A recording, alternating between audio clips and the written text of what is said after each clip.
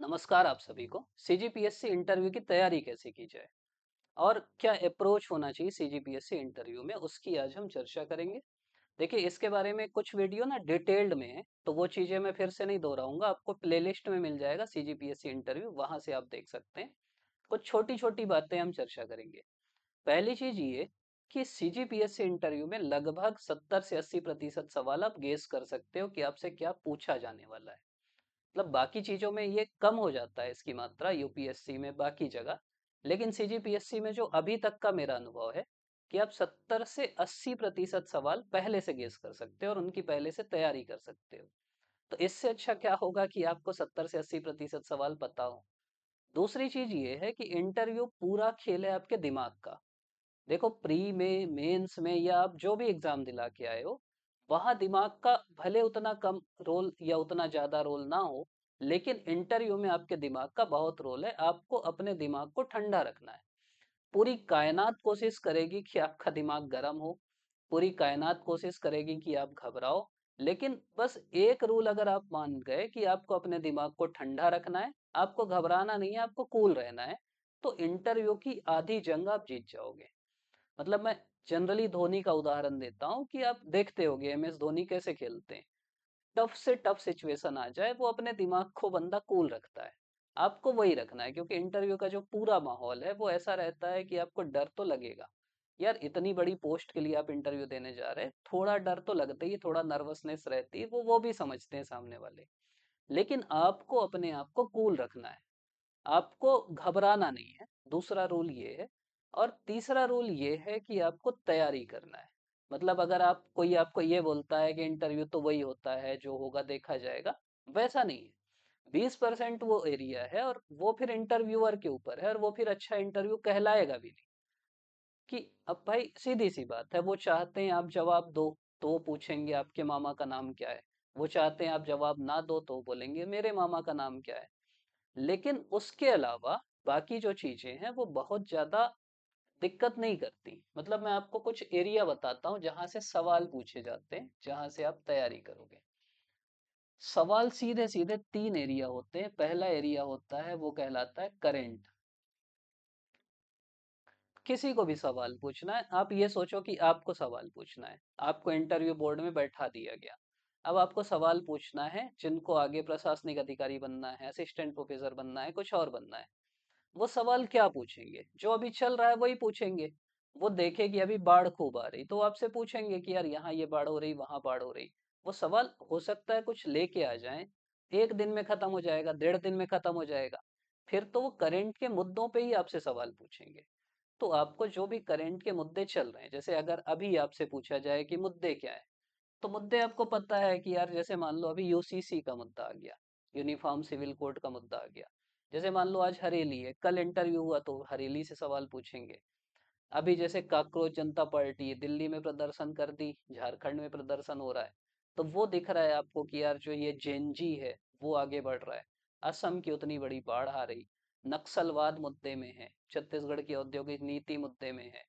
हो सकता है उसी समय कोई डिजिटल अरेस्ट हो जाए। अभी E20 वाला मामला है, फ्यूल वाला।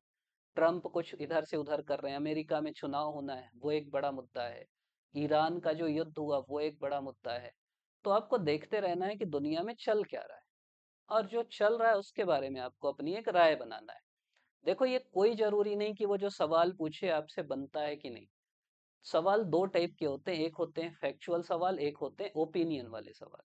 फैक्चुअल सवाल मतलब वो ये पूछे कि ईरान में जो मिसाइल मारी गई, कितनी मिसाइल मारी गई। अब आपको कितनी का नहीं पता, तो प्रेम से नो बोल दो, सॉरी बोल दो कि सॉरी सर, मेरे को पढ़ा नहीं उसके बारे में, सॉरी सर, मेरे को अभी याद नहीं। इंटरव्यू में सबसे अच्छा जो शब्द है वो है सॉरी। बहुत प्रेम से सॉरी बोल दो। मतलब आप प्रेम से बोल सकते हैं कि सॉरी सर, इसके बारे में मैं नहीं पढ़ा। सॉरी सर, मेरे को अभी ये याद नहीं आ रहा है। सॉरी सर, इसके बारे में थोड़ा मेरे को कम ज्ञान है। सॉरी सर, इसके बारे में मैं नहीं पढ़ा हूँ, आगे जरूर पढ़ूंगा। ऐसे करके घुमा फिरा के सॉरी को बार बार बोल सकते हो। वो कोई सवाल पूछे, आपको नहीं सुनाई दिया, आप पूछ सकते हो कि सॉरी सर, मेरे को अच्छे से नहीं सुनाई दिया, क्या आप फिर से बोल सकते हैं। तो पहली चीज होती है सॉरी। दूसरी चीज होती है कोई वो बताए तो थैंक यू। और तीसरी चीज होती है इंटरव्यू देखो, एक मैं प्रैक्टिकल चीज बता रहा हूँ। जैसे इंटरव्यू लेने वाले तो बुजुर्ग लोग हैं, आपको भी पता है कि यार वो 20-30 साल के बच्चे तो नहीं ले रहे हैं। जो इंटरव्यू लेने वाले हैं उनकी एज है 50 से 70 साल। अब कोई भी बुजुर्ग व्यक्ति है, वो ये चाहेंगे कि आप उनकी बात ध्यान से सुनो। मतलब आप उनकी बेइज्जती मत करो। मान लो वो कुछ बोल रहे हैं और आप उनकी बात काट दिए, तो वो फिर गलत चीज है। वो फिर गलत इंप्रेशन जाएगा। उनके घर में उनके नाती पोते बात काटते होंगे, उनका तो वो कुछ नहीं कर सकते, लेकिन तुम्हारा तो कुछ कर सकते हैं ना। तो पहली चीज, उनकी बात काटना नहीं है। जैसे आप अपने घर में बात करते हो अपने बड़े बुजुर्गों से पूरे सम्मान से, पूरे इज्जत से। वो कुछ बोल रहे हैं, बहुत ध्यान से सुनो, पूरे ध्यान से सुनो। वो कुछ, आप बोल रहे हैं, वो कुछ बोलने लगे, अपनी बात रोक दो, चुप हो जाओ।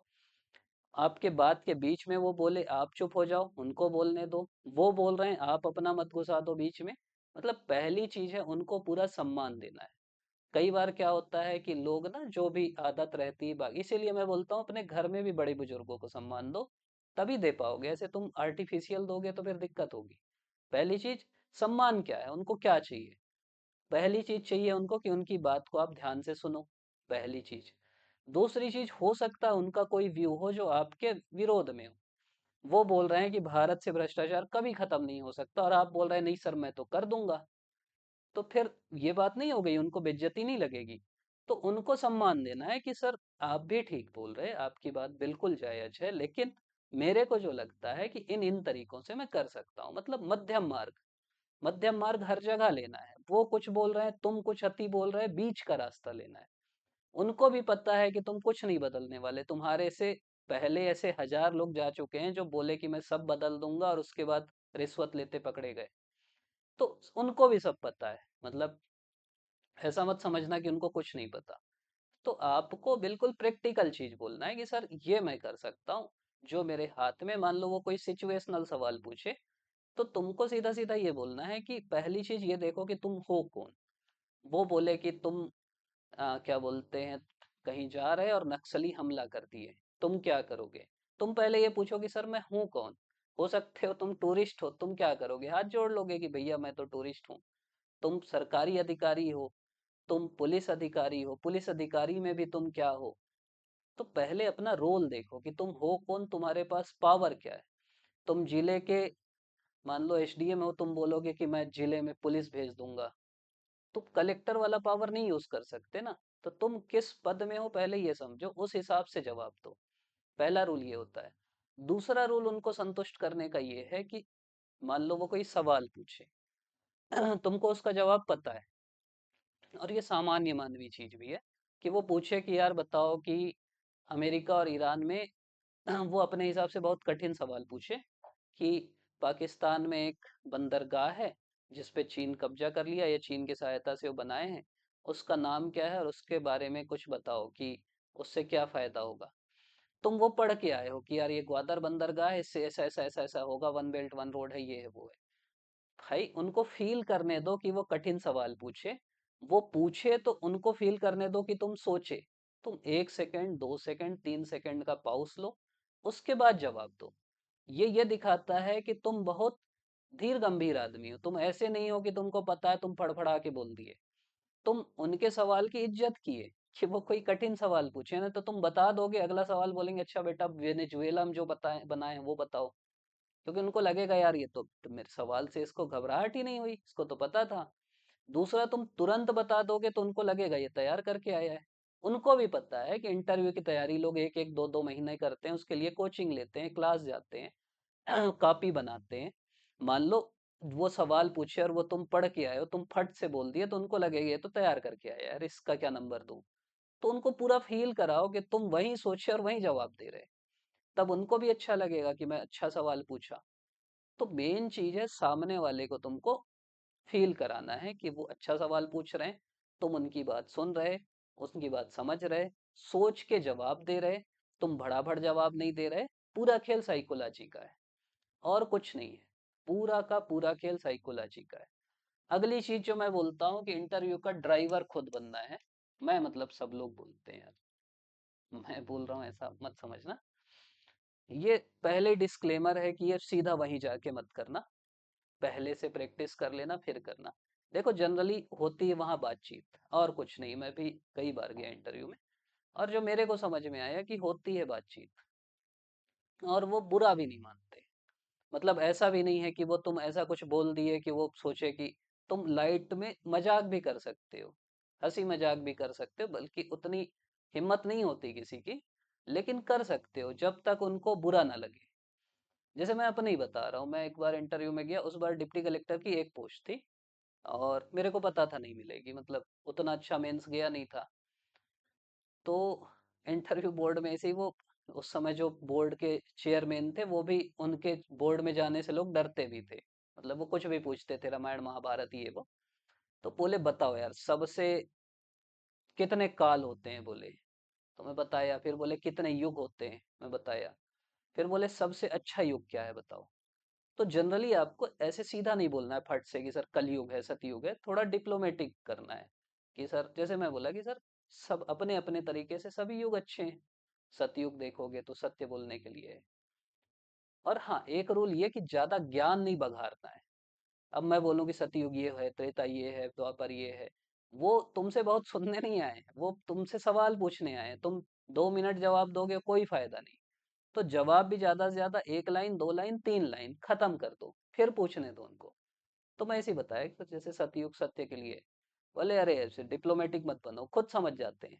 एक बताओ, बोले। मैं बोला सर एक चुनना है तो जनरली सतयुग को माना जाता है, क्योंकि सत्य की बात थी, हर लोग सत्यवादी थे, हरिश्चंद्र। फिर मैं रुक गया। फिर वो मजा लिए, बोले यार सतयुग तुम अभी पिंडरा से आए हो, कलयुग मतलब होता है मशीन, बोले। तुम पिंडरा से आए, ट्रेन में बैठ के आए। अभी सतयुग में रहते ना, पैदल आते यहाँ, हालत खराब हो जाती। तो मतलब वो उस वे में बोले, मजाक करने के। मेरे को भी जनरली मैं नहीं करता, किसी को सलाह भी नहीं दूंगा, मेरे को पता था नहीं मिलनी है पोस्ट। मैं भी हंस के बोला, मैं बोला सर उस हिसाब से तो फिर त्रेता युग बेस्ट है। तो बस ऐसा बोल के चुप हो जाना है। वो खुद पूछेंगे, बोले क्यों, कैसे। बोला सर उस जमाने में रहता तो मैं पुष्पक विमान से आता, मन की गति से आ जाता तुरंत यहाँ। तो बुरा नहीं लगा, हंसने लगे कि चलो ठीक है। तो मैं आपको ये समझा रहा हूँ कि माहौल लाइट कर सकते हो थोड़ा मोड़ा कुछ बोल के, लेकिन सामने वाले को ऑफेंड नहीं करना है। ये नहीं करना है, तुमको पता चल जाएगा, एक सीमा रहती है कि तुम उनको ऑफेंड कर रहे हैं कि नहीं कर रहे। तो ऐसा भी नहीं करना, जैसा मैं बोला ऐसा भी नहीं करना है, मैं ये आपको समझा रहा हूँ। क्योंकि हो सकता है ऑफेंड हो जाते, मेरे को तो नहीं था रिस्क, तुमको तो रिस्क है ना। अगली चीज है कि वो नहीं करना है, क्या बोलते हैं, कुछ नया नहीं करना है। तुम गए, एक दोस्त मेरा गया और जाके जय हिंद सर बोला, तो ऐसा नहीं करना है। अब यार सब जा रहे हैं, नमस्ते बोल रहे हैं, गुड मॉर्निंग बोल रहे हैं, वही चलने दो। तुम कुछ नया करने की कोशिश मत करो, कुछ भी ट्रेंड को अलग करने की कोशिश मत करो। सीजीपीएससी में सबसे अच्छा रूल ये है कि तुम जो नेचुरल है वो करो, तुम कुछ नया मत करो। एक जूनियर है मेरा, वो गया बढ़िया, वो ब्लेजर पहन के गया था, चमकीला वाला पहन लिया। वो पकड़ लिया उसको, वो पुराने चेयरमैन जो बहुत चर्चा में भी हैं, वो करते भी थे ऐसा। वो पकड़ लिया उसको, बारात में आया हो किसी की। बेचारा वही नर्वस हो गया वो। तो आपको ऐसा कुछ नहीं करना है कि सामने वाला आपके ऊपर हावी हो सके। जैसा सब कर रहे हैं वैसे ही करो। सब भाई नॉर्मल शर्ट पैंट पहन रहे हैं, शर्ट पैंट पहनो, ब्लेजर पहनना नॉर्मल वाला पहनो। ऐसा कुछ अति मत करो, अलग मत करो कि तुम जा रहे जय जोहार सर। अब वो, तुम अगर उसको डिफाइंड कर सकते हो तो ठीक है। अब वो पूछ लिए कि अच्छा जोहार का मतलब क्या होता है, अब तुम अटक गए। तो ऐसा कुछ नया नहीं करना है, मैं बार बार समझा रहा हूँ। तो अगली चीज वही है कि जैसा चल रहा है चलने दो, फ्लो में बहने दो। अब एक प्रोसेस, अच्छा यार मैं भी फ्लो में बह गया। तो मैं आपको ये बता रहा था कि सवाल एक तो आपका होता है करंट से, दूसरा सवाल आता है आपके बायोडाटा से। और अब का जो फेसलेस इंटरव्यू है, इसमें बायोडाटा से 3 प्रकार के सवाल आ सकते हैं। पहला आता है आपकी एजुकेशनल क्वालिफिकेशन। आप सीधा सीधा अपना फॉर्म डाउनलोड करोगे निकल जाएगा, जो आप एजुकेशनल क्वालिफिकेशन भरे हो, 12वीं, बैचलर डिग्री, मास्टर डिग्री, जो भी भरे होगे वो दिख जाएगा। उसमें क्या रहता है, आपकी डिग्री का नाम रहता है, विषय का नाम रहता है, यूनिवर्सिटी रहता है। वो जनरली यूनिवर्सिटी से भी पूछ लेते हैं कि मान लो गुरु घासीदास विश्वविद्यालय तो बाबा घासीदास के बारे में पूछ लेंगे, पंडित रविशंकर यूनिवर्सिटी तो पंडित रविशंकर के बारे में पूछ लेंगे, कुछ आपका अतरंगी कोर्स है तो उसके बारे में पूछ लेंगे। आप पीजी किए हो और आप पीएससी दिला रहे तो बोलेंगे तुम पीजी करके असिस्टेंट प्रोफेसर क्यों नहीं बन रहे, तुम असिस्टेंट प्रोफेसर बनने जाओगे तो बोलेंगे पीएससी क्यों नहीं दिला रहे। वो अलग अलग सवाल हैं उनके। तो जो आपका एजुकेशनल क्वालिफिकेशन है उसके बारे में जनरली लोग इंजीनियर रहते हैं। और अभी दिक्कत ये है कि सामने भी जैसे अब एक दो इंजीनियर भी बैठ गए हैं, वो भी एक, तो इंजीनियर अगर उसी फील्ड का मिल गया तो फिर दिक्कत हो जाती है कि आप मैकेनिकल वाले हो, सामने जो पूछने वाला है वो भी मैकेनिकल है, तो फिर सवाल दागेंगे। लेकिन आपको बहुत नहीं जानना है, देखो आपको बेसिक पढ़ना है, बता देना है कि सर मैं पढ़ा था, उसके बाद फिर मैं तैयारी में आ गया, बहुत दिन से नहीं पढ़ रहा हूँ इंजीनियरिंग, तो इतना ही पता है, इसके अलावा फिर और पढ़ना पड़ेगा। ईमानदारी से बता दो, कोई कोविड के टाइम एमएससी मैथ्स कर लिया है तो बता दो भाई। तो जितना पता है थोड़ा सा पढ़ लो उसके बारे में, और उससे ज्यादा फिर समझा दो कि सर इतना ही पढ़ा हूं। दूसरा जो सवाल आता है बायोडाटा में, पहला एजुकेशन से, दूसरा जॉब से रहता है। आपकी जॉब प्रोफाइल, आप वहां पे भरे रहते हो कि मैं इस जॉब में था, ये भी आप चेंज नहीं कर सकते, अब कुछ नई जॉब में आ गए वो आप यहाँ नहीं बता सकते। तो जो जॉब है उनके बारे में पूछते हैं, मान लो आप महिला बाल विकास में हो तो उसके बारे में पूछेंगे, बाकी चीजों में उससे पूछेंगे कैसी जॉब है, उस जॉब से यहाँ क्यों आना चाहते हो। जनरली जॉब को गाली नहीं देना है, भले तुम असंतुष्ट हो अपनी जॉब से, लेकिन ये नहीं दिखाना है कि मैं असंतुष्ट हूँ, फालतू जॉब है, अच्छी है लेकिन मेरा लक्ष्य है उससे और अच्छी में आना। बस ये रखना है आपको। और तीसरा जो होता है वो ये बस आपको भरना रहता है, जिसमें लिखे रहता है कि आप अपने बारे में कोई अन्य जानकारी, जैसे एनसीसी, एनएसएस, खेल कूद, प्रकाशन, इसके बारे में देना चाहते हैं तो हॉबी। तो जनरली आपको यहाँ पे आपकी जो हॉबी है, जैसे किसी का ध्यान करना है, किसी का मेडिटेशन है, किसी का रंगोली, किसी का कुकिंग है, वो लिखते हैं। और इसके अलावा कोई और जानकारी, जैसे मान लो आप जब यहाँ भरे थे तो आपका सीजीएसआई में चयन नहीं हुआ था लेकिन यहाँ पे हो गया, तो आप लिख दो कि वर्तमान में सीजीएसआई में चयन।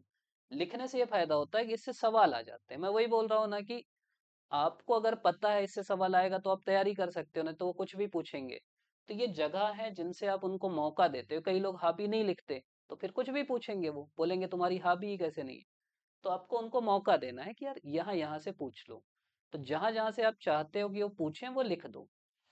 मान लो आप चाहते हो कुछ और, जैसे अभी मान लो आप, एक और मैं सलाह देता हूँ कि अगर आप सीजीपीएससी का इंटरव्यू दे रहे हो और आप इससे पहले इंटरव्यू दिला चुके हो तो लिख दो यहाँ पे कि सीजीपीएससी इंटरव्यू 2 बार, या 2018 एवं 2022 में सीजीपीएससी इंटरव्यू।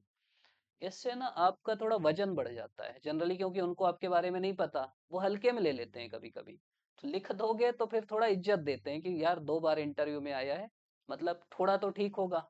तो उनको लगता है तुक्के उक्के में तो नहीं पहुंच गया। तो कुछ ऐसी भी कुछ क्वालिफिकेशन है तो वो भी लिख दो। तो आपके ऊपर डिपेंडेंट है, आप अभी से सोच लो क्या क्या लिखोगे, ज्यादा भी मत लिखो, 2 3 4 से ज्यादा मत लिखो, क्योंकि ज्यादा लिखोगे तो फिर वो पूछेंगे ही नहीं। तो वो दिखते रहे जो भी लिखो, लेकिन उसके बारे में अच्छे से तैयारी कर लो।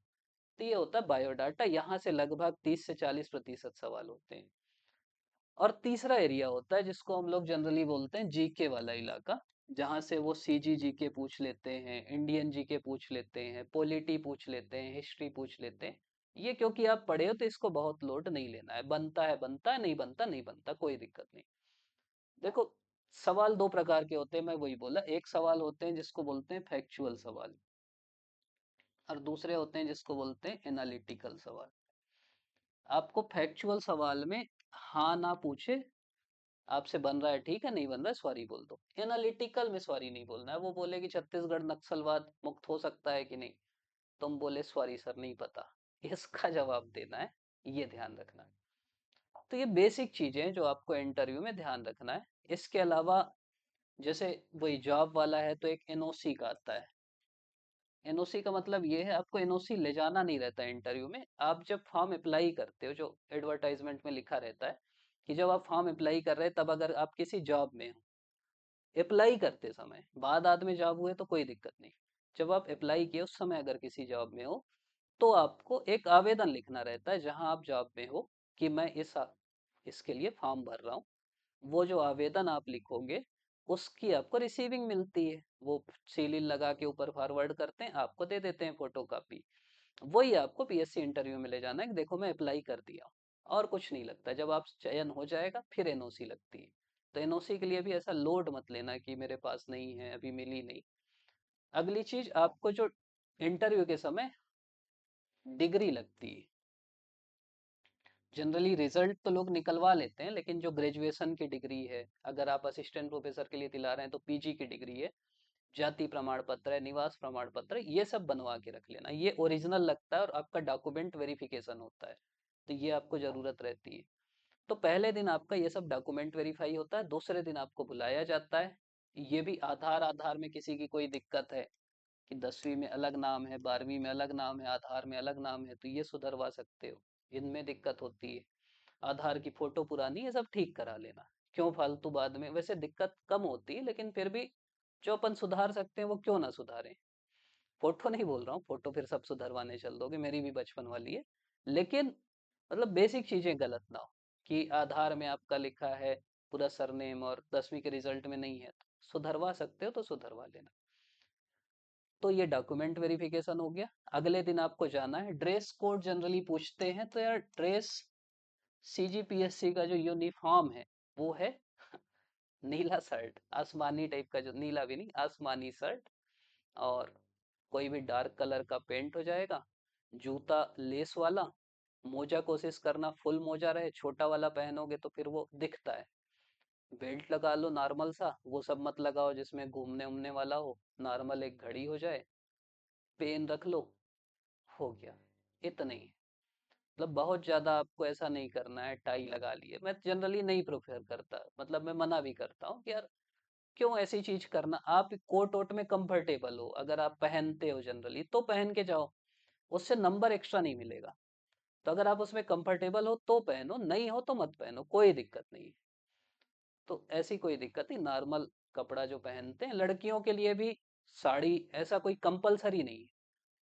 कलर कोशिश करना कि ऐसा रहे जो सिंपल रहे, मैं वही बोल रहा हूँ ना, चटक मटक वाला ना रहे कि तुम ऐसा लगे कि शादी में गए हो, कुछ वो चमक रहा है, चमचम हो रहा है, ऐसा कुछ ना हो। नॉर्मल जो सिंपल सोबर साड़ी होती वो पहन लिए, नहीं है तो सूट पहन लिए सिंपल, वो पर्याप्त रहता है। अगर तुमको साड़ी पहनना इससे पहले प्रैक्टिस नहीं है तो पहन के एक दो दिन घूम लेना इधर उधर। ऐसा ना हो कि तुम वही पहली बार पहन के गए फिर दिक्कत हुई। कोई भी चीज, जो ब्लेजर पहनने वाला वो भी पहन वहन के 2 4 दिन घूम लेना। मतलब तुमको कोई चीज अनकंफर्टेबल नहीं लगना चाहिए, मैं ये बोल रहा हूँ, क्योंकि ड्रेस का कोई नंबर नहीं है। ड्रेस बस ऐसा ना हो जो देख के उनको अजीब लगे, और कुछ नहीं है। चश्मा वश्मा से भी कोई दिक्कत नहीं होती, आराम से पहनो, लेकिन चश्मा वो वाला मत लगा लेना कि बिल्कुल वो दिख रहा है काला ये वो। भाई अगर वैसा बना के रखे तो एक फ्रेमलेस वाला बना लेना, वो कर लेना, कटिंग अटिंग करा लेना, मेरे जैसे दाढ़ी आड़ी बढ़ा के जाओगे दिक्कत होगी, कटिंग करा लेना। तो ये बेसिक चीजें हैं कि उनको लगे कि ठीक ठाक बच्चा है, और कुछ नहीं। फिर वहां जाओगे तो चर्चा मत करना। चर्चा करोगे तो फिर लोग डराएंगे कि ये हो गया वो हो गया, ये पूछ रहे हैं वो पूछ रहे हैं, बहुत नहीं। मेरा एक दोस्त है मैं उसका बहुत उदाहरण देता हूँ। जनरली हम लोग के टाइम उस समय सेट में सवाल आता था, उसको कोई बोलता था ना ये आने वाला, बोलता था मेरे सेट में नहीं आएगा। तो तुमको भाई वो पूछा होगा इससे पहले इंटरव्यूअर, तुमको सोचना ही नहीं, तुमको सोचना है मेरे में नहीं आएगा तो मेरे से नहीं पूछेंगे, पूछेंगे भी तो कोई दिक्कत नहीं। तुम 10 सवाल गलत बताए, 11वां ठीक से बता दिए तो भी तुम्हारा नंबर अच्छा आ सकता है। एक उनकी कहानी आप सुने होगे, राहुल तेवतिया की। अभी इंटरव्यू भी देख रहा था मैं, कि वो बैटिंग करने आया और रन ठीक ठाक बनाना था, जितनी गेंद थी उससे डबल रन बनाना था, और शुरू की 12 13 गेंद में वो 3 4 रन बना पाया। मतलब ऐसी स्थिति थी कि अगर वहां से वो आउट होता तो उसकी टीम से जगह कट जाती, वो शायद खेल ही नहीं पाता कभी। तो आपको ये नहीं सोचना है कि आपके साथ क्या हुआ। हो सकता है वो शुरू के 10 सवाल पूछे और आप नहीं बता पाए, लेकिन आपको धैर्य बना के रखना है। कूल रखना है दिमाग को, और वेट करना है कि आपको आपके रेंज में गेंद मिले। फिर उसको उसके रेंज की गेंद मिली, कॉर्ट्रेल की गेंद, छक्का छक्का मार के जिता दिया। तो हम परिणाम याद रखते हैं, हम ये याद नहीं रखते कि वो देखो ऐसी स्थिति में था, वो शुरू की जो 12 गेंद खेला उसमें 12,000 गाली मिली होगी, लेकिन फिर वो परिणाम देखो। और ये 12 गेंद में वो डिमोटिवेट हो जाता तो फिर आगे तो मार ही नहीं पाता। तुमको कुछ नहीं करना है, वो खराब सवाल पूछ रहे हैं, गलत सवाल पूछ रहे हैं, इधर उधर के सवाल पूछ रहे हैं, बस धैर्य रखना है और ध्यान रखना है कि यार ठीक है, मतलब जो भी पूछ रहे हैं ठीक है, मेरे को बस धैर्य रखना, मेरे रेंज का सवाल आएगा मैं जवाब दे दूंगा। वैसे भी सवाल के जवाब का कोई नंबर नहीं हो सकता है। दो बच्चे हैं, बच्चा ए जो 12 सवाल में 11 का जवाब दिया, और बच्चा बी जो 12 सवाल में 2 का जवाब दिया, बाकी 10 का नहीं दिया, और हो सकता है बी को ए से ज्यादा नंबर मिले। इस 2 का जैसा जवाब दिया उससे आपके नंबर डिसाइड होते हैं, तो लोड नहीं लेना है। अगली चीज, इंटरव्यू ना दो टाइप का होता है। इंटरव्यू एक होता है जो सिंपल होता है, जिसमें आपसे साधारण सवाल पूछेंगे, सिंपल सिंपल, तुम्हारे मामा का नाम क्या है, चाचा का नाम क्या है, तुम बढ़िया जवाब दोगे, वो भेज देंगे। और एक होता है जिसको बोलते हैं प्रेशर वाला इंटरव्यू। इसमें बोलेंगे तुम्हारे मामा का नाम क्या है, तुम्हारे चाचा का नाम क्या है, ये नहीं पूछेंगे, बोलेंगे मेरे मामा का नाम क्या है, मेरे चाचा का नाम क्या है, मेरे दादा का नाम क्या है। तुम बता ही नहीं सकते कुछ भी पढ़ के। और जब तुमसे ऐसे सवाल पूछने लगे ना, तुमसे बोले कि ईरान कितने जहाज डुबाया, अमेरिका कितने बजे हमला किया, रूस कितने बजे राष्ट्रपति सोता है, कुछ भी पूछने लगे जब, कि भारत के राष्ट्रीय पक्षी के का पैर में कितने नाखून हैं, कुछ भी ऐसे ही पूछने लगे, तो तुम बस मुस्कुराते रहो कि यार ठीक है। तुम समझ जाओ कि ये तुम्हारा अगर प्रेशर वाला इंटरव्यू है, तो तुम अगर आखिरी तक शांत भी रहे, 100 सवाल पूछे, 100 के 100 जवाब नहीं दिए, लेकिन तुम घबराए नहीं, तो तुम्हारा सिंपल वाले से ज्यादा नंबर आएगा। तुम बस खुश हो जाओ कि बढ़िया इंटरव्यू हो रहा है।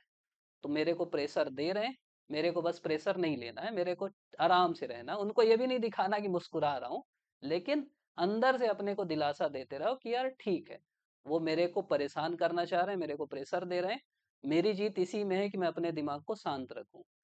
और वो 10-12 सवाल पूछने के बाद फिर 13वां आपको देंगे फुल टॉस, कि बेटा अब मार। और तब अगर तुम अपने दिमाग को शांत रखे हो तो तुम उसको मारोगे ही। और तुम एक गेंद भी मार दिए तो तुम जीत जाओगे। और तुम नहीं भी मार पाए, मैं मतलब अनुभव से बोल रहा हूँ, पिछले बार ऐसे कई बच्चे तो जो इंटरव्यू निकल के बोले कि भैया क्योंकि आप बोल दिए थे कि ऐसा वो पूछते हैं, प्रेशर देते हैं, मैं बस आखिरी तक नॉर्मल था, या मैं आखिरी तक नॉर्मल थी बस, मैं वो नहीं हुई, बिल्कुल नर्वस नहीं हुई, और मेरे से एक भी नहीं बन पाया वो जो भी पूछ रहे थे, बस मैं नॉर्मल थी, आखिरी में जो पूछे थोड़ा बहुत बताई, और उनका अच्छा अच्छा नंबर है। तो मैं ये एविडेंस के आधार पे बोल रहा हूँ कि अगर आपका प्रेशर वाला इंटरव्यू हो रहा है, तुम आखिरी तक नॉर्मल हो, तुम नर्वस नहीं हुए, तो तुम्हारा अच्छा नंबर आएगा। तुम खुश हो जाओ कि ऐसा इंटरव्यू हो रहा है। तो ये एक बात हो गई। इसके अलावा फिर जब इंटरव्यू बोर्ड में जाओ, जो बेसिक रूल रहता है, धीरे से दरवाजा खोलो, पूछो मैं कम इन सर, अंदर घुसो, जाके खड़े हो जाओ कुर्सी के बगल में। ऐसा कोई वो रूल नहीं कि कुर्सी के लेफ्ट खड़े होना है, राइट खड़े होना है, ऐसा कुछ नहीं होता, जहाँ खड़े होना है खड़े हो जाओ। वो खुद बोलेंगे बैठो तो बैठ जाओ, नहीं बोलेंगे तो 2-4 मिनट बाद पूछ लो कि सर बैठे कि नहीं। नॉर्मल बैठो, ऐसा बिल्कुल टिक के मत बैठ जाओ भाई, सीख लो, प्रैक्टिस कर लो। थोड़ा पीछे खिसक के बैठ जाओ तो टिकते भी बन जाता है। ठीक। उसके बाद बैठ के जवाब दो, ऐसे हाथ हाथ मत हिलाते रहो, मुंडी उंडी मत हिलाते रहो, ये वो मत करते रहो, नॉर्मल बैठे रहो। हाथ को रखो अपने पैर के घुटने के पास। जो पूछ रहे हैं, अब ये जैसे जो पूछ रहा है उससे आई कांटेक्ट करो। कोई इसमें भी कोई आर्टिफिशियल नहीं करना है कि सबको ऐसे ऐसे देखते रहना है। भाई ये पूछे, इनको जवाब दे रहे हैं, दूसरा मुंडी हिलाने लगा, उनके तरफ थोड़ा देख लिए, कोई नहीं देख रहा है उसके तरफ मत देखो, नॉर्मल बातचीत करना है। चेयरमैन पूछ रहा है उसको देख रहे हैं, ये पूछ रहे हैं इनको देख रहे हैं, गए तो नमस्ते कर लिए। इसमें नमस्ते में भी ये नहीं कि पहले इनको करना है उनको करना है, जनरली चेयरमैन को पहले करते हैं, कोई मैम है तो उनको नमस्ते कर दिए, बाकी को भी नमस्ते नमस्ते, बस आंखों में नमस्ते कर दी, ऐसे मंडी हिला दी और समझ जाते हैं। तो ऐसा कुछ नहीं कि नमस्ते नमस्ते नमस्ते, कुछ नहीं, सब नेचुरल होने दो। बैठ गए, बैठ के फिर बातचीत किए, बातचीत में भी कुछ नहीं हुआ, फिर बोले तो थैंक यू बोले आखिरी में, वहां भी नहीं घबराना है। निकले, गेट खोल के बाहर निकले, खत्म। इतना ही है, इससे ज्यादा नहीं। प्रैक्टिस क्या करना है, गूगल जेमिनी का यूज करो, चैट जीपीटी का यूज करो, उसमें डालो कि यार करंट में ईरान युद्ध चल रहा है, उसके बारे में क्या क्या सवाल हो सकता है, अमेरिका वाले में क्या क्या सवाल हो सकता है, यूनिफॉर्म सिविल कोड में क्या क्या सवाल हो सकता है, नक्सलवाद में क्या क्या सवाल हो सकता है। अभी हम लोग वो क्या बोलते हैं, काला हिरन लेके आ गए बारहवां पारा में, उसमें क्या क्या सवाल हो सकता है, ऐसे पूछते रहो। आपके एजुकेशनल क्वालिफिकेशन में क्या क्या सवाल हो सकता है, उससे बोलो कि तुम सवाल पूछो, मैं जवाब दूंगा, मेरे को फिर सुधार के बताना। वो सब करते हैं उन लोग, यही तो काम है यही का। अपने दोस्तों का 3 4 का ग्रुप बना लो, एक से पूछो, 3 बैठ जाओ, फिर एक जाएगा, बाकी 3 बैठ जाओ, सवाल पूछो, जवाब देगा। दोस्त नहीं मिल रहे हैं, आईने के सामने खड़े हो जाओ, बात करो। आईना नहीं मिल रहा है, खुद से बात करो, मन से बात करो। खुद से सोचो कि यार अच्छा, पहले वो पूछेंगे कि तुम यार बीए क्यों किए, बीएससी क्यों नहीं किए, तो मैं बोलूंगा बीए इसलिए किया कि ऐसा ऐसा ऐसा। फिर वो कुछ पूछेंगे, फिर होना। तो ऐसा, हाँ एक चीज और याद आ गई, ड्राइवर वाला। ड्राइवर मतलब होता है कि जनरली जब हम बातचीत करते हैं तो बातचीत कैसे होती है, जब उनके पास सवाल खत्म हो जाएंगे तो वो फिर आपके जवाब से सवाल पूछेंगे। तो आप ये कोशिश करो, पहली चीज बहुत ज्यादा जवाब मत दो, 3 लाइन मैक्सिमम, 2 लाइन या 3 लाइन। और तीसरी लाइन में जवाब, तीसरी लाइन वो बोलो जिससे आप चाहते हो कि अगला सवाल आए, सीधा सा रूल है। और वो कभी मत बोलो जिससे आप नहीं चाहते कि अगला सवाल आए, बस ये गोल्डन रूल है। जैसे वो पूछे कि समान नागरिक संहिता के बारे में आप क्या जानते हैं, तो आप बोले सर समान नागरिक संहिता मतलब होता है कि जो भारत में जैसे क्रिमिनल कानून सभी धर्मों के लिए सेम है, वैसे सिविल कानून भी सभी के लिए समान होना चाहिए। और सर ये भारत के कई राज्यों में लागू है। तो अगला सवाल क्या पूछेगा सामने वाला, अच्छा बताओ यार कौन कौन से राज्यों में लागू है, तो फिर तुम बता दो। फिर बोलोगे सर लेकिन अभी जैसे छत्तीसगढ़ ने भी इसके लिए प्रयास चालू कर दिया है। अगला फिर सवाल आएगा कि छत्तीसगढ़ ने क्या प्रयास किया है। लेकिन तुम बोले कि सर छत्तीसगढ़ ने प्रयास चालू कर दिया और तुमको नहीं पता क्या प्रयास किया है, तुम फंस जाओगे। तो जवाब में वही चीज बोलो जिसके बारे में तुमको पता है। तीनों लाइन तुमको पता रहना चाहिए, ऐसा नहीं कि तुम कुछ बोल दिए और उसके बारे में तुम बोले कि सर ये रोम में भी है, और रोम में क्या है पूछा तो तुमको नहीं पता, तो फंस जाओगे। तो जवाब में वही जवाब दो जो तुमको जिसके बारे में पता है, और जिसके बारे में तुम चाहते हो कि वो और सवाल पूछे। सीधा सा बेसिक रूल ये है, प्रैक्टिस करोगे तब कर पाओगे। तो ये अलग अलग चीजें हैं जो आपको पता रहना चाहिए। इंटरव्यू में और बहुत सारी चीजें हैं, तो उसकी चर्चा हम लोग करेंगे, प्लेलिस्ट है पूरी, 3 4 वीडियो है, आप देख लेना, उसमें आपको और आइडिया मिलेगा। आप लोग अभी तक देख रहे हैं, इसके लिए बहुत बहुत धन्यवाद। नंबर दे ही देता हूँ। इतना वीडियो देख रहे मतलब इंटरव्यू या तो होने वाला है या दिलाने वाले हो। तो अगर कोई भी डाउट होता है इंटरव्यू से रिलेटेड तो इस नंबर में व्हाट्सअप कर देना। कोशिश करूंगा, मतलब मैसेज ना अभी भी कम से कम 900 950 अनरीड है, हो सकता है और बढ़ जाए जब आप भेजो तो कोशिश करूंगा मैं रिप्लाई करने की, नहीं करा तो फिर से भेज देना, फिर नहीं किया फिर से भेज देना। तो ऊपर दिखने लगेगा तो कोशिश करूंगा, मतलब मैं रोज कम से कम 100 150 मैसेज रिप्लाई करता हूँ, लेकिन फिर भी उतने बचे रहते हैं, इसीलिए नंबर नहीं देता जनरली अब। लेकिन फिर भी आप लोग इंटरव्यू की तैयारी कर रहे हैं तो आप लोग के लिए है। और अच्छे से पढ़िए, बढ़िया से पढ़िए, ऑल द बेस्ट।